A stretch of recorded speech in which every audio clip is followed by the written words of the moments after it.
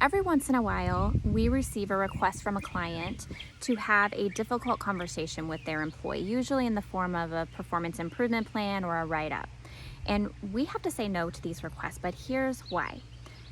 First and foremost, I believe it is in the company's best interest to have the employee's manager have these conversations. And that's because that's the person that is involved in the day-to-day life of that employee.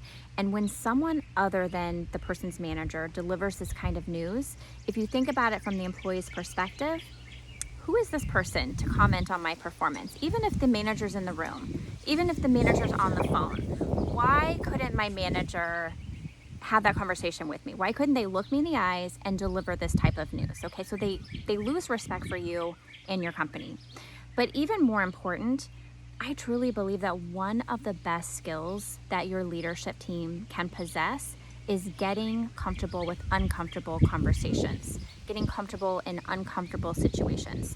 Now, we can help with that. HR has a very integral role in this part of the development. And what we do is coach your leadership team to develop that skill.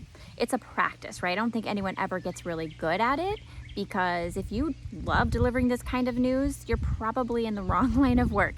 But we can coach them and we can go through scenarios and we can talk about, if this is a combative employee and you expect this person to scream and yell at you, here are some options that you can respond with.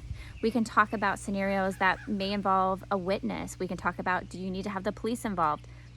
We have these conversations and we spend as much time as we need to confirm that that manager feels more confident and capable of having that conversation. But never once has someone come back to me and said, that was the worst mistake ever. You should have done it, not me.